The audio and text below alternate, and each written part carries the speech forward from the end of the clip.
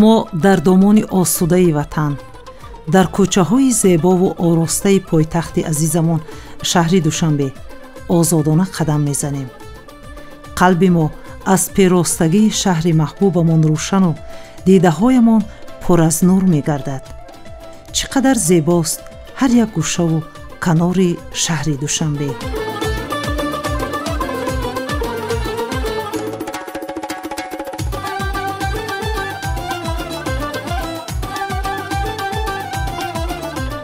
бо муҳаббат ба ҳар як кӯчаи озодаш дида медӯзем, хушҳол мешавем. шукр мегӯем ки истиқлол барои мардуми мо имкониятҳои мусоидро фароҳам овард ва мо ба зиндагии шоиста расидаем.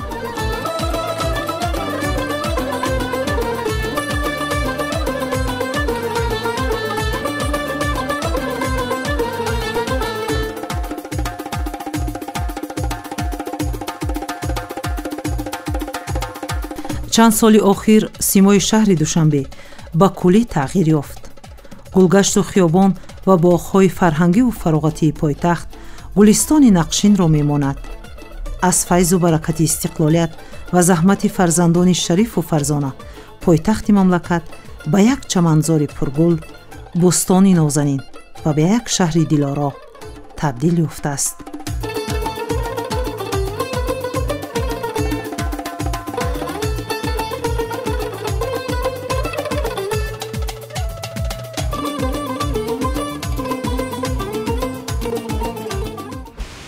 چقدر خوش است که در زمان صاحب استقلالی همگان شاهد آن می‌گردیم که روز تا روز پایتخت عظیم شهر دوشنبه یک سیمای خیلی هم زیبایی را به خود کسب می‌کند و این زیبایی‌ها، این شکوفایی‌ها، این سرسبزی بیشتر از همه ما را افتخارمند از استقلالیت دولتی می‌کند، افتخارمند از وحدت ملی می‌کند و ما واقعا هم شکرگزار از آن هستیم که امنیت در سراسر کشور تامین است و این امنیت است که سیاحان با دل خود در دل شهر، در دلخواه گوشه تاجیکستان مخصوصا در بسیار هم مکان‌ها، باغ‌های خیلی هم زیبای شهر دوشنبه و سیلگشت مشغول می‌شوند.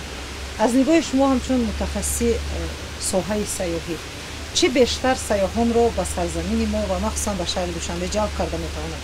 پایتخت کشور عزیزمون شهر دوشنبه همچون باغشهر پیش از همه دروازه اساسی ورود سیاحان خارجی به قلمرو مملکتمون به حساب می‌رود.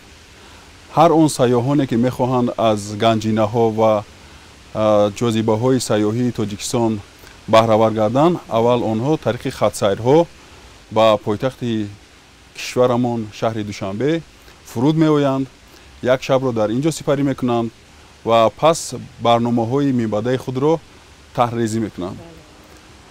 شهر دوشنبه همچون مرکز اساسی جاذبه سیاحی برای معرفی تمام قلمرو مملکت خدمت میکند و بسیار نقش باسزا هم دارد. نگفته نماند که امکانیت های سیاحی شهر دوشنبه به نهایت بزرگ بوده.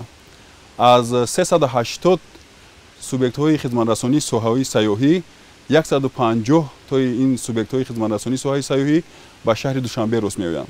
از 195 شرکت های سیاحی وطنی که در اساس اجازتنامه فعالیت میکنند، از این شماره بیش از 100 شرکت سیاحی در حدود شهر دوشنبه به خدمت گرفته شده‌اند که همه روزه با دوستداران سیر و سیاحت و سیاحان خارجی خدمت میرسانند.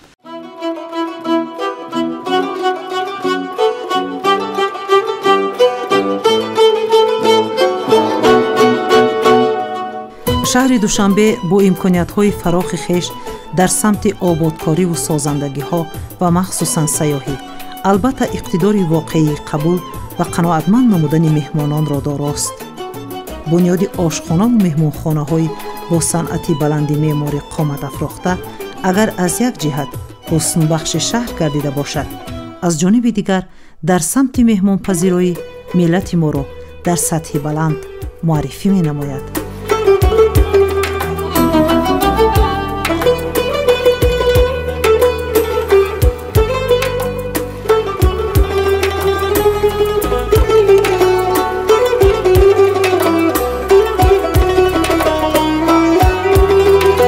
با توجه و دستگیری‌های اساسگذار صلح و وحدت ملی، پیشوای ملت، پرزیدنت جمهوری تاجیکستان محترم امامعلی رحمان و رئیس مجلس ملی مجلس عالی جمهوری تاجیکستان رئیس شهر دوشنبه محترم رستم امامعلی برای آباد و زیبا و پیشرفته گردیدن پایتخت کشور پیوسته کارهای نجیب و سازنده راه اندازی می‌گردد.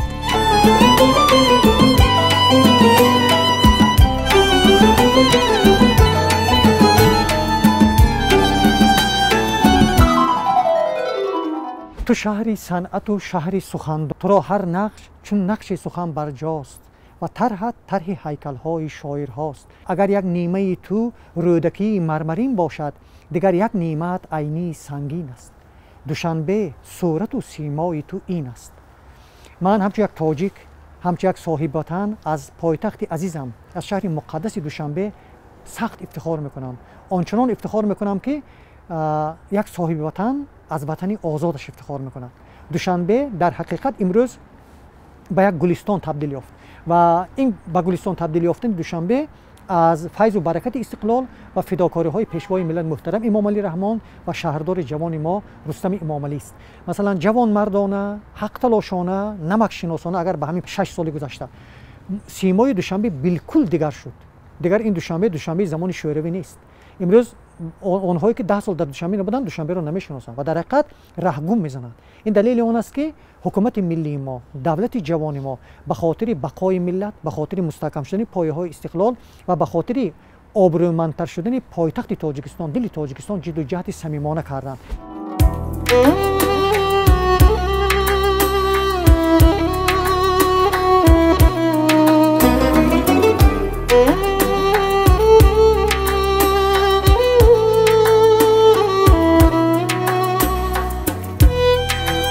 مهمانخانه 4 ستاره‌دار فردوسی یکی از مهمانخانه‌های نوبنیاد بوده از 22 آشیانه عبارت است. در مهمانخانه امکان است در یک وقت به 200 مهمان مطابق با معیارهای بین المللی خدمت رسانیده شود.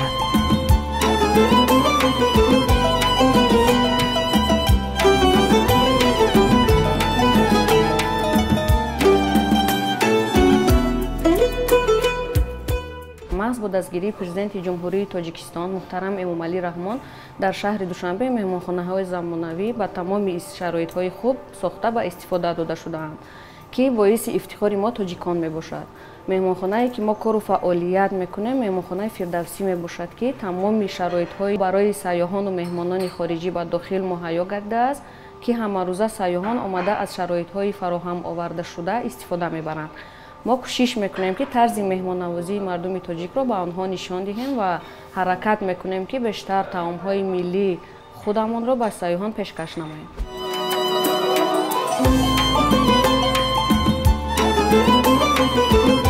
در بنا همچنین مرکزهای سودای خدمت رسانی، فراغتی و استراحتی، مجلسگاه، طربخانه آشخانه، تالار ورزش، حمام و دیگر انشاءات یاری رسان جایگیر بوده برای واسطه نقلیات توقفگاه زیرزمینی نیز بنیاد یافته است.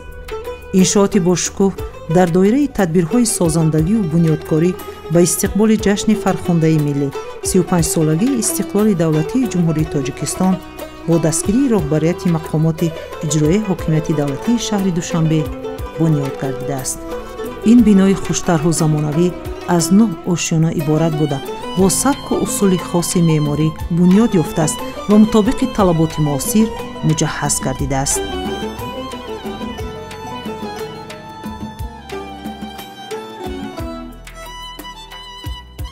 بعد از سلام و احترامات زیاد، ما اولین بار از تاجیکستان آمدیم. بسیار آرزو داشتم که تاجیکستان بیایم.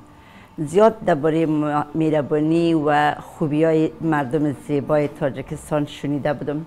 واقعا ما حیران ماندیم. ما زیاد سفر کردیم اما تا به حال به محبت مردم تاجیکستان من محبت و صفا ندیده بودم. واقعا بسیار احساس خوشبختی میکنم که من آمدم. بسیار خوشحال هستم و تصمیم دارم از این به بعد زود بیایم. هر کی میخواد محبت، صفا و زیبایی ببینم حتما باید تاجیکستان بیاید. مخصوصا شهر دوشنبه واقعا ایران هستم. با محبت زیاد شما مردم و از همه شما تشکر میکنم. هر جای میرم تبسم است. هر جای میرم از من میپرسن چی کده میتونن بر من و از این بهتر نمیشه. واقعا از این بهتر نمیشه. من ممنونش هر یک شما هستم.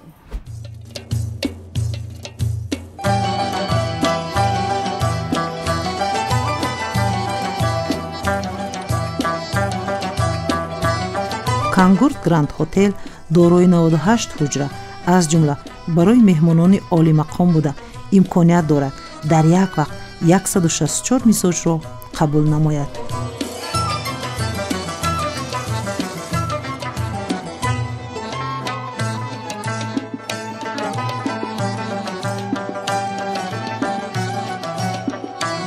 дар баробари ҳуҷраҳои хоб меҳмонхонаи нав дорои дигар имкониятҳои зарурӣ аз ҷумла ҷойгузаронидани ҳамоишҳои гуногун, толори маҷлисӣ бо 40 ҷойи нишаст ва тарабхонаи барҳаво бо 160 ҷой сохта шудааст. меҳмонхона дорои қаҳвахонаи муҷаҳҳазу замонавӣ буда имконият дорад ки дар як вақт ба 140 нафар хизмат расонад. дар меҳмонхона толори алоҳидаи варзишии муҷаҳҳаз бо дастгоҳҳои тамрин бунёд карда шудааст.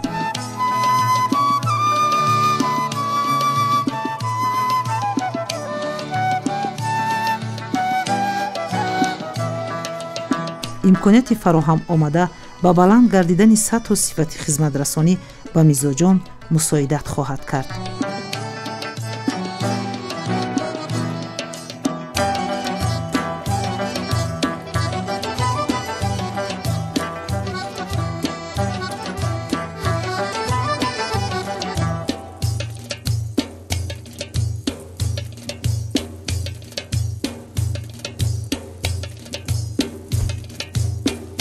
خیلی هم خوشحال میشیم که امکانیت های مهمانپذیری و مهمانداری تاجیکان در زمان صاحب استقلالی مخصوصا در پایتخت عزیزمون شهر دوشنبه در سطح عالی قرار دارد. هر مهمانی که به سرزمین ما میاد مخصوص در پایتخت چند روز خود را سپری کردن میخواهد، زیرا این همه آبادی ها، این همه زیبایی ها، این همه امکانیت های خوبی سیاحی برای خیلی هم خوب پذیرش نمودن از مهمانان هر یک نفر رو خوش می آید و آنها در این گونه مکان ها، در این گونه طربخانه ها، در این گونه مهمانخانه ها البته استراحت و فراغت خود را در می یابند.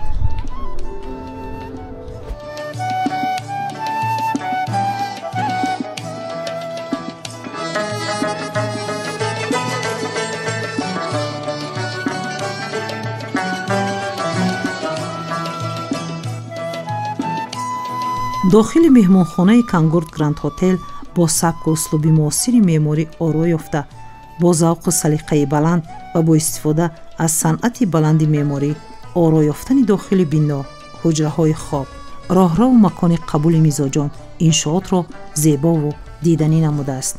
ин иншоот ба баланд гардидани сатҳу сифати хизматрасонӣ ба сайёҳону меҳмонони шаҳри душанбе мусоидат менамояд.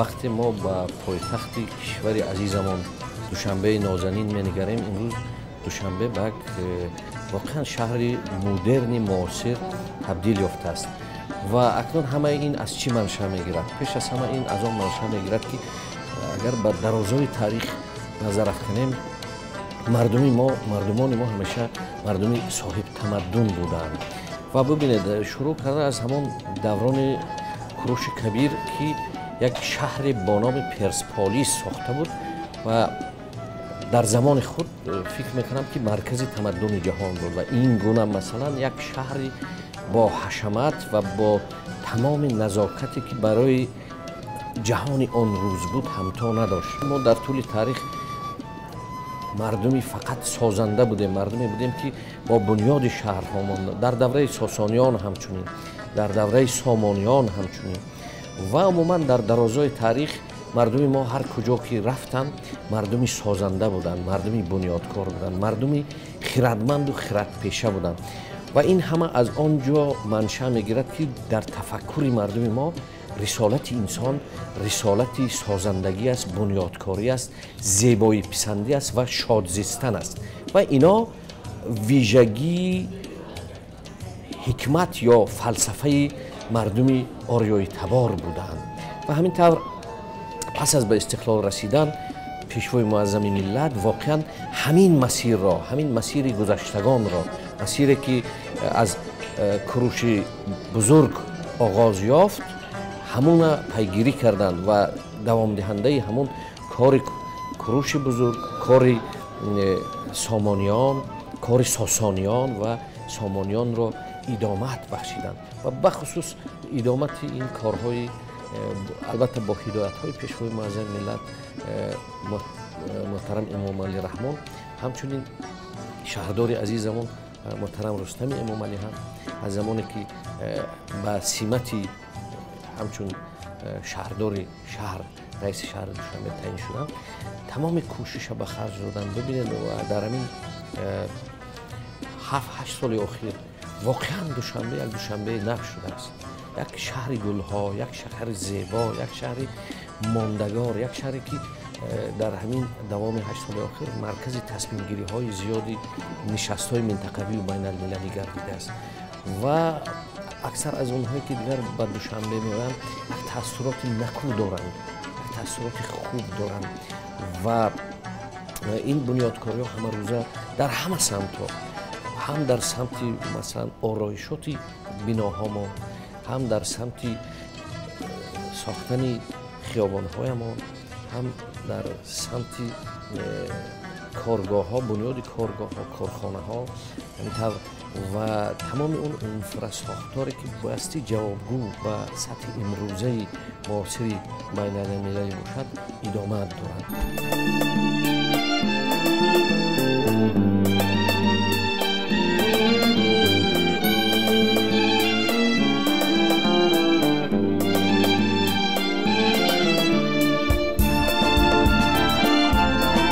душанбе яке аз ҷавонтарин пойтахтҳо дар ҷаҳон ва сутуни асосии давлатамон буда симои ҳақиқии миллат ба ҳисоб меравад. душанбе бузург шаҳрест ки тоҷиконро чун миллати бузургу номдор маркази умеду армон аст. ҳар сол барои боз ҳам зеботару дилчасптар намудани кӯчаю хиёбонҳои шаҳр дар тамоми фасл ниҳолу дарахтони ороишӣ, гулҳои рангоранг шинонида мешавад.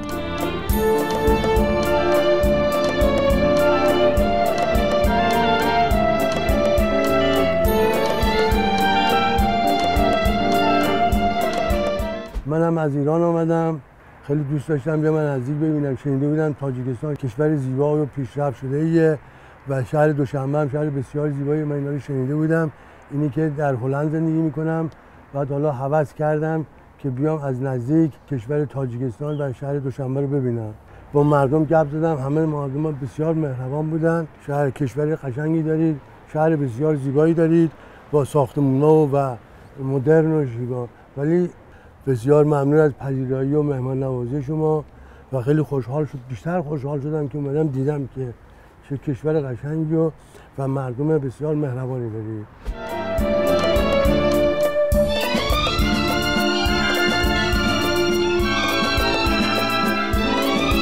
احیای ارزش‌های ملی نیاگان کشور برای باز هم فراختر نمودن امکانیت‌های رشد سیاحی و جلب سیاحان به مملکت مساعدت می‌نماید.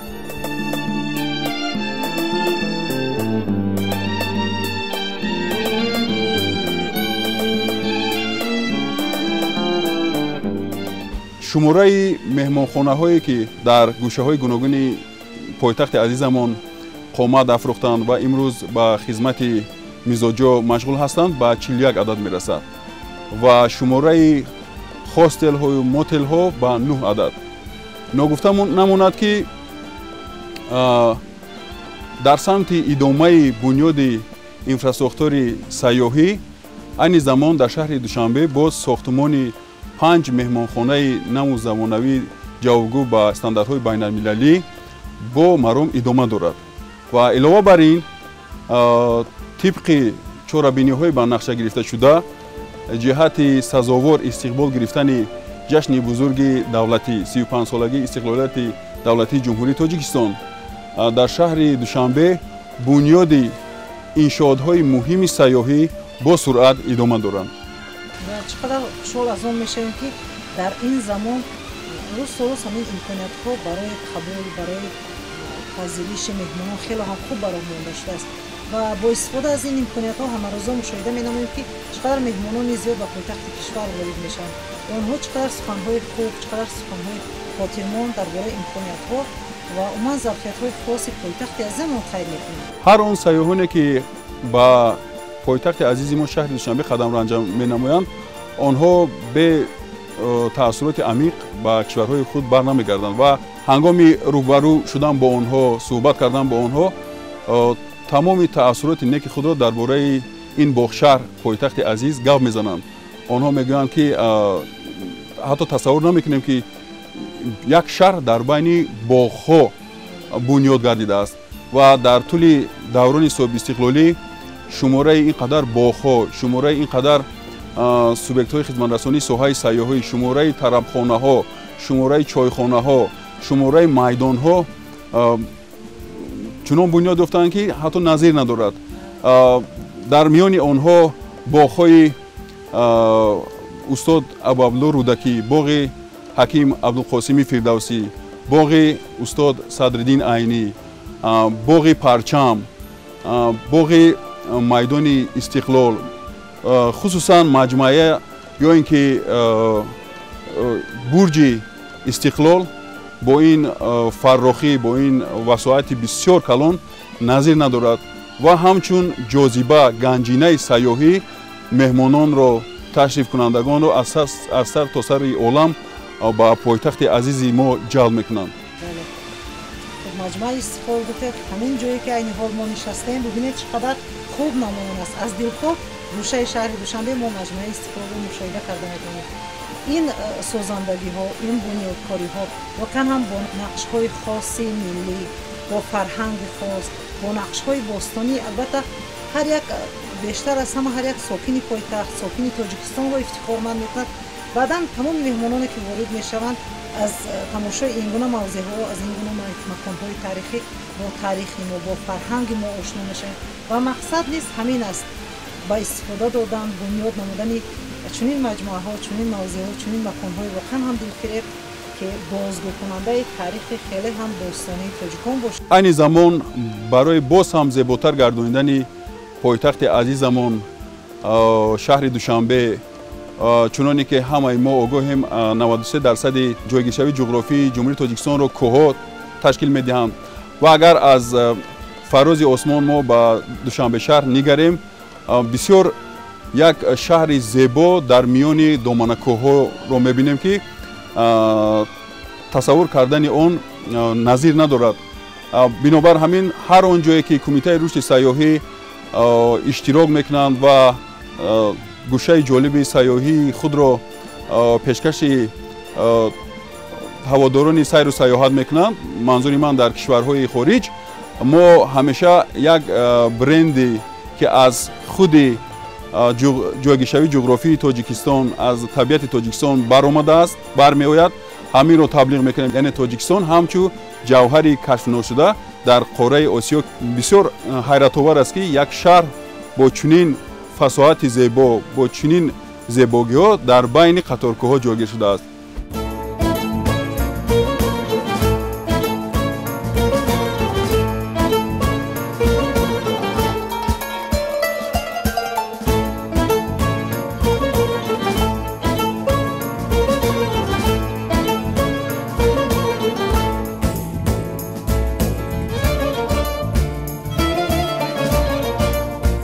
شهر دوشنبه آینه تاریخ و زندگی ملت تاجیک و دولت تاجیکان است.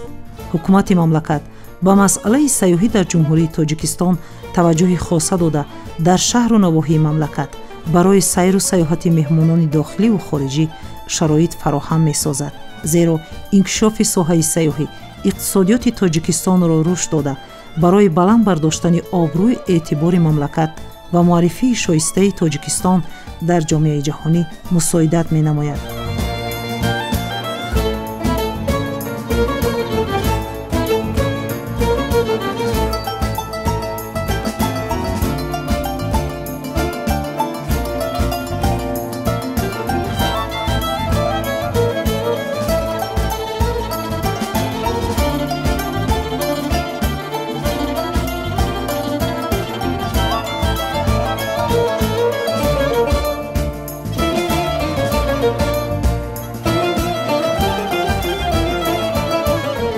اسم من روح الله است، تخلص من مجددی. این بار اول است که آمدیم شهر دوشنبه تاجیکستان. اولتر از همه سلام و احترام و محبت خود برای تمام بینندگان و شنوندگان این تلویزیون و ملت شریف و نجیب و عزیز تاجیکستان تقدیم میکنم. یک روز قبل سفر داشتم از استانبول، آمدم تا دوشنبه. دیگه یک 3-4 روز اینجا هستیم. آرزو دارم که بریم جایهای دیدنی اینجا رو ببینیم، مخصوصا جایهای تاریخی رو ببینیم که این سرزمین تاریخی است که و این خراسان قدیم هست و ما بسیار خوش هستم و که ما آمدیم و اینجا را میبینیم. امیدوار هستم که در 2-3-4 روز که هستم تا توان دارم و امکانات هست این جایها را ببینم. از روزی که آمدیم اینجا محبت، صفا، صداقت، تبسم، انسانیت، شرافت، همه چیز دیدیم. یعنی ما خودم از افغانستان هستم. 25 ساله که در وطن زندگی کردیم، رفتیم از وطن دور شدیم. 46-47 سال در امریکا، کالیفرنیا، لس آنجلس بودیم. حالا آمدیم استانبول، از استانبول اینجا آمدیم. مملکت بسیار قشنگ است، شهر بسیار زیبا است. کلتور ما یکی است، فرهنگ ما یکی است، موسیقی ما یکی است. بسیار خوش هستم که اینجا هستم. امیدوار هستم که این خاطری خوش خدا امید دارم برای همه مردم و دوست خود، افغان خود برسانم که بیاین از اینجا ببینن، دیدار کنن، لذت ببرن.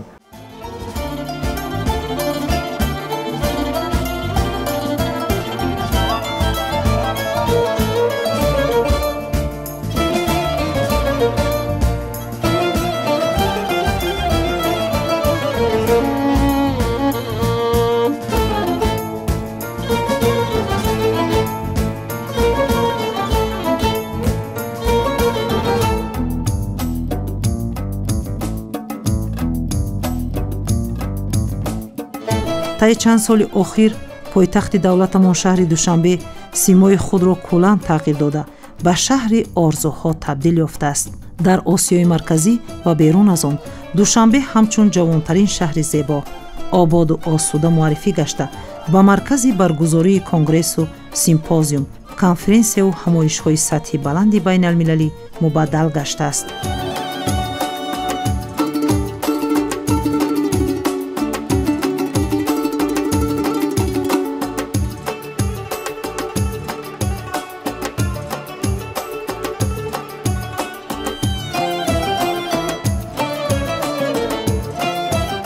علیرضا گودرزی هستم، شهروند ایرانی آمریکایی هستم.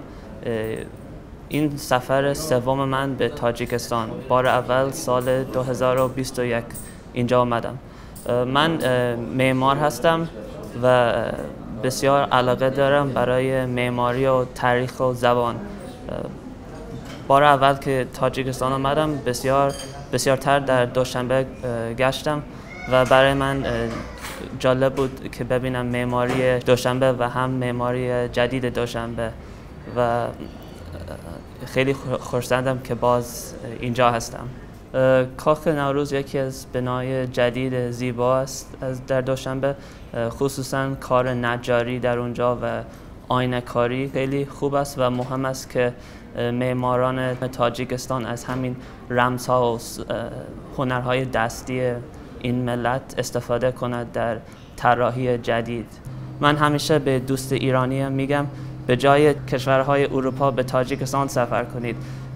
شهر دوشنبه کمتر از شهرهای زیبای اروپا نیست و اینجا هم شما میتونید با زبان مادری شما صحبت کنید.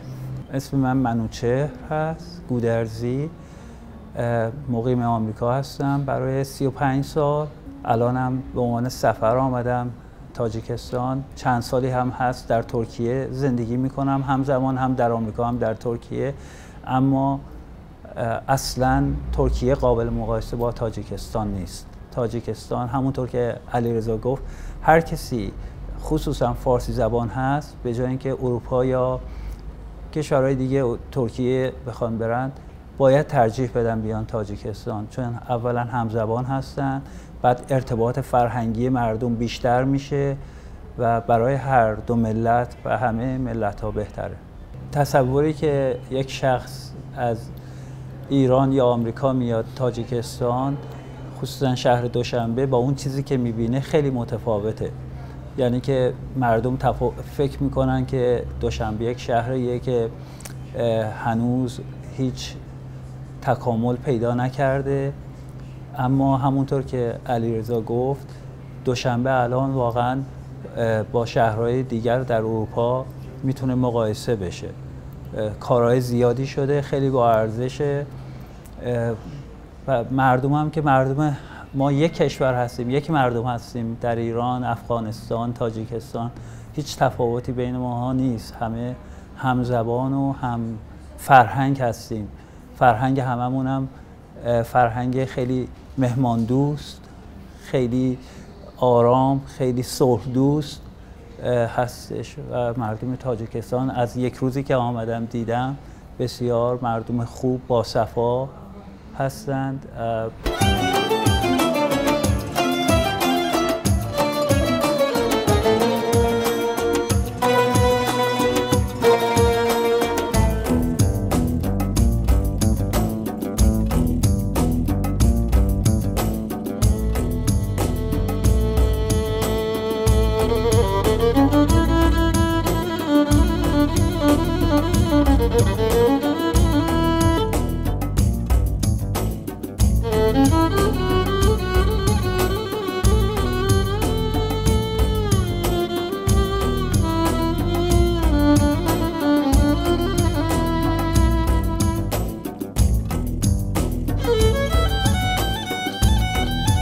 созандагӣ ва ободкорӣ ва сабзу хурам гардонидани муҳити атроф яке аз самтҳои афзалиятноки сиёсати бунёдкоронаи давлату ҳукумати ҷумҳурӣ ба ҳисоб меравад.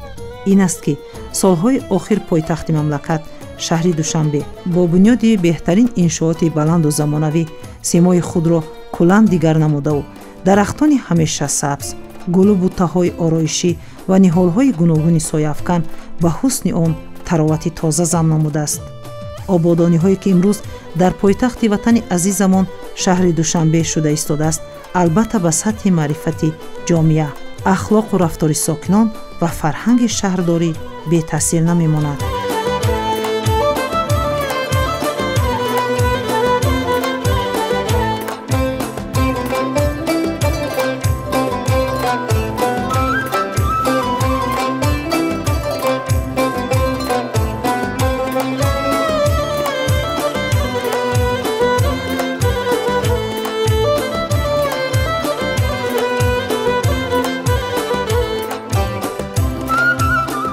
қарзи мо шаҳрвандон аст ки ҳамин ободиҳои ба даст омадаро ҳифз кунем, дӯст дорем, нагузорем ки як сабза, як гул, як дарахти ин боғ пажмурда шавад.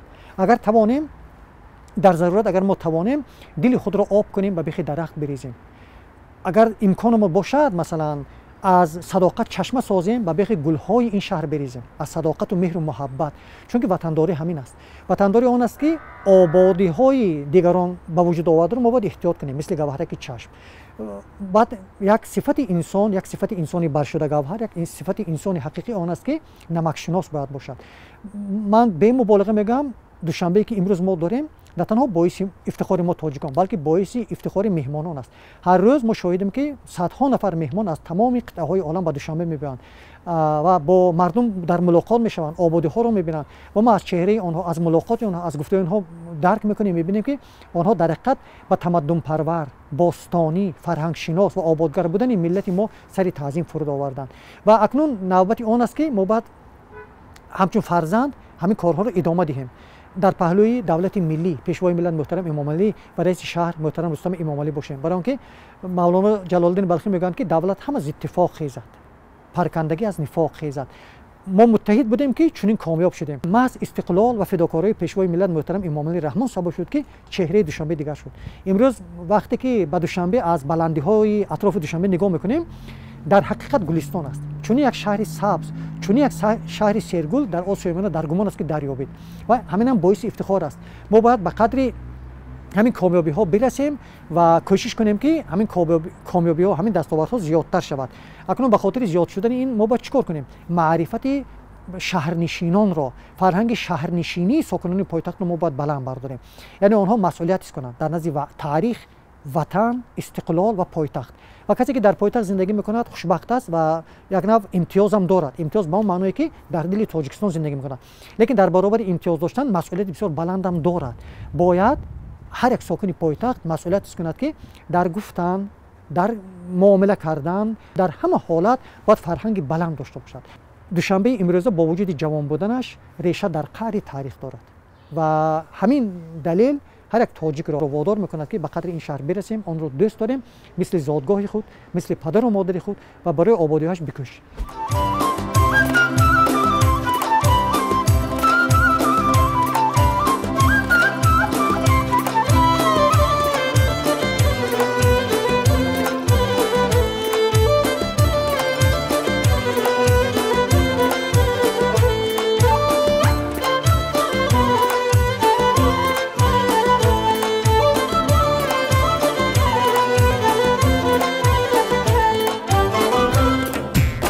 باعث افتخار و تمام ستایش هاست سرزمین ما. دوشنبه همچون مرکز بزرگ تاجیکستان عزیز و صاحب استقلال هر روز و هر ساعت در عین شکفتن هاست و روز تا روز آن را آباد و زیبا با فراغت و دلنشین می‌بینیم.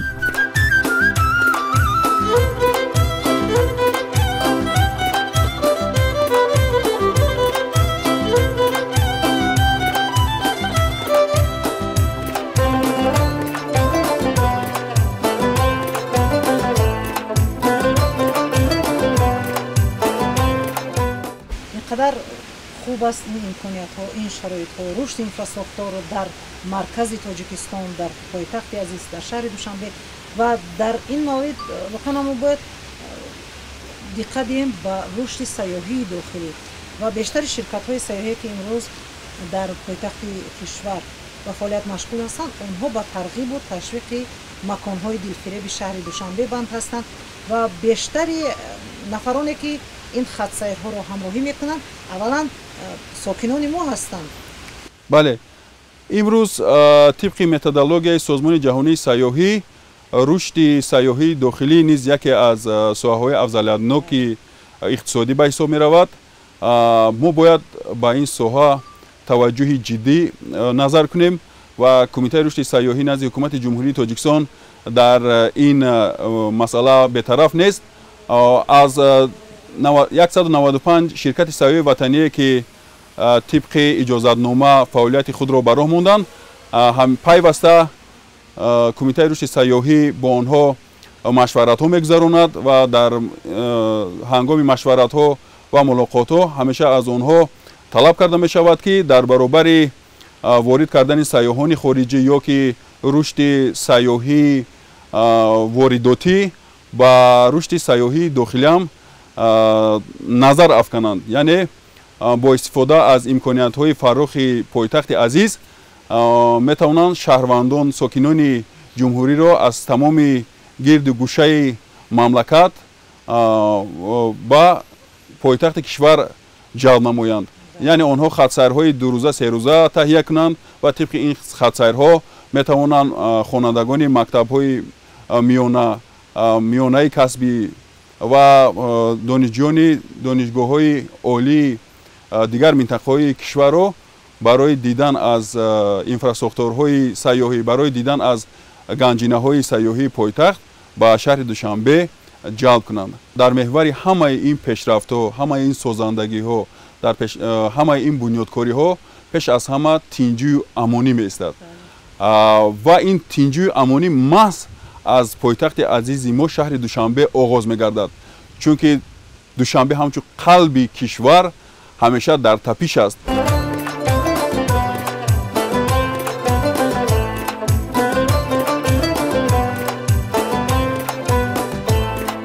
سیاحان با میل و خواهش زیاد در کوچه‌های شهر دوشنبه قدم می‌زنند. برای آنها مهمتر از همه تأمین امنیت است که آرام و آسوده در دلخواه لحظه و در دلخواه موضع سیر و گشت می‌نمایند.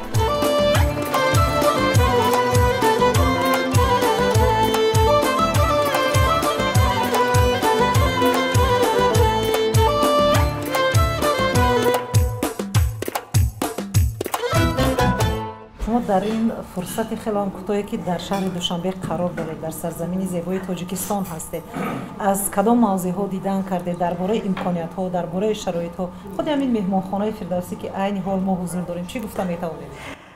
خود امی اوتل که من بودم به اندازه پاک، فوق‌العاده زیبا و مردم اینقدر مهربان، اینقدر با آدم محبت میکنن که هیچ دیگه خواسته نمیتونید چیز ازشان. همش محبت دیدیم، همش صفا دیدیم.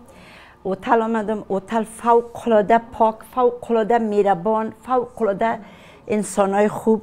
از اونجا آمدم به چایخانه اینقدر صفا دارن، آدم ایران میمانم. من واقعا ایران، من 48 سال در آمریکا زندگی کردیم و 4-5 سال در استانبول زندگی کردیم، اما من این صفای تاجیکستان اصلا تا زنده هستم فراموش نمیکنم. من برای عمل تشویق میکنم که اگر میخواین آرامش روحی پیدا کنین، برای آرامش یافتنتان بیاین تو تاجیکستان و آرامش پیدا کنین. من اینقدر آرامش دارم که هیچ براتون گفتن نمیتونم. بسیار تشکر میکنم از هر یک شما. همچون یک سیاح چی مهم است برای او که استقبال گرم، شاید غذا؟ میفهمین برای یک توریست، برای یک کسی که از خارج میایه، محبت و امی راستی و تبسم واقعا ضرورت بسیار مهم است و غذایتان معلومدار بسیار خوشمزه است و صفا و صمیمیت بهترین چیز است. آنستی، درستکاری بسیار مهم است که آدم میبینند اینجا. من واقعا بسیار زیاد خوشحال هستم که آمدیم و ببینم که دیگه چی میکنم. تصمیمم است که از این بعد زیادتر اینجا بیایم، هر سال بیایم.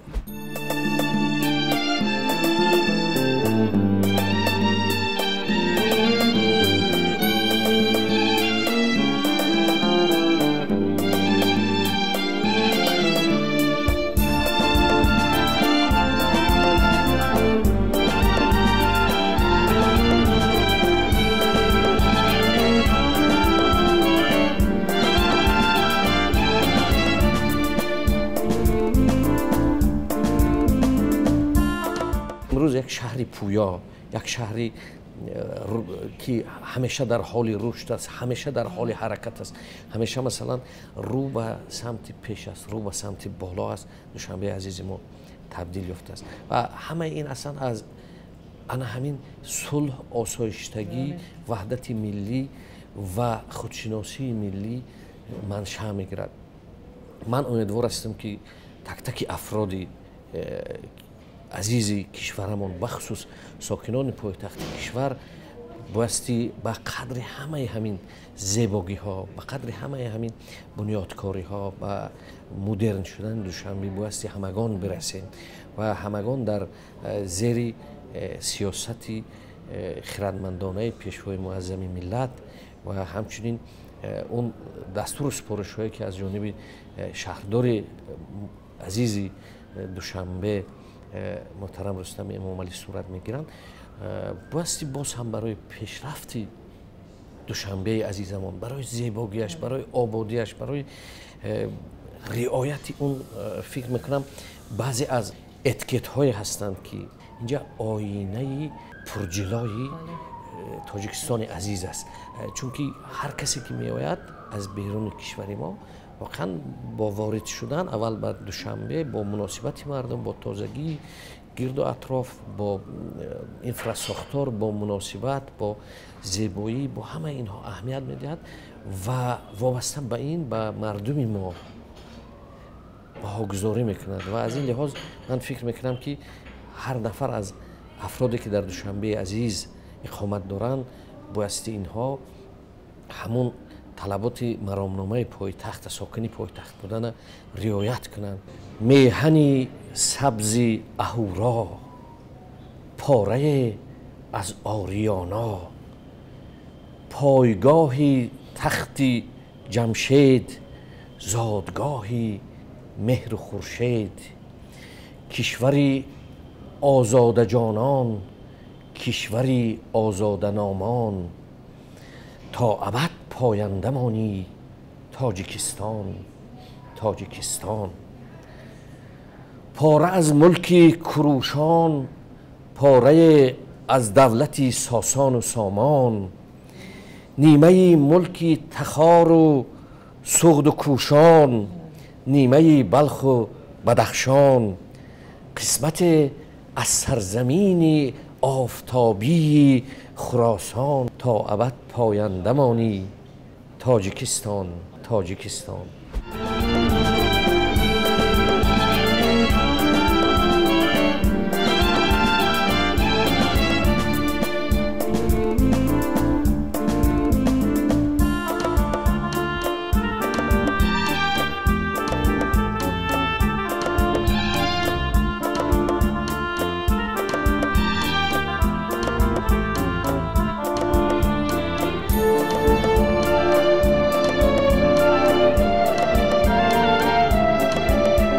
ватан дар нигоҳи ҳар як фарди ватандӯст маконест пур аз муҳаббат, ҷойгоҳест муқаддас ва сарзаминест ки моро чун модар гарм дар канор мегирад. ишқи мо нисбат ба ватан модар бузургу беандоза аст. самимияту садоқати мо дар ҳар кору пайкоре эҳсос мешавад.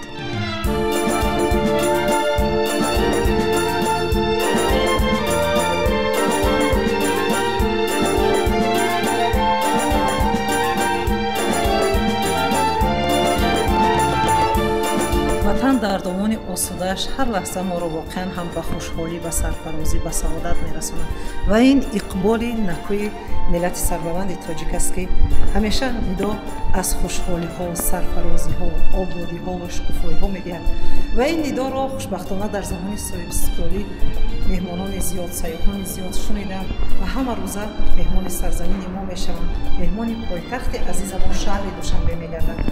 ва ин маконҳои дураҳо, ин мавзеъҳои хело ҳам зебо, онҳоро боз ҳам ба таърих, ба фарҳанг, ба санъати болои шаҳрдорию шаҳрсозӣ, меъмории мо наздик месозад ва мо ҳамеша ифтихор менамоем аз ин пешрафт, аз ин сарсабзӣ, аз ин иқболи накӯи тоҷикон.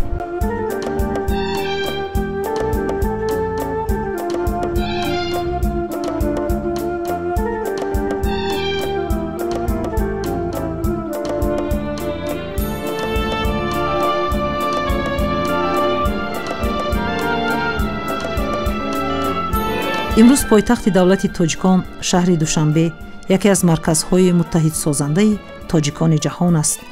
миллати тоҷик дар замони соҳибистиқлолиаш бо ҳидоятҳои роҳбари хиратманду сипоҳсолор, хислатҳои зебоипарастӣ, тозагию озодагӣ, бо маънавиёти баланди ҷомеаи шаҳрвандӣ, ахлоқу рафтори ҳамидаи сокинонаш ва фарҳанги волои шаҳрдорӣ душанбе шаҳрро ба шаҳри накӯкорон табдил дод ва барои ҷалби сайёҳону рушди соҳаи сайёҳӣ дар тоҷикистони азиз заминаи мусоид фароҳам оварда шудааст.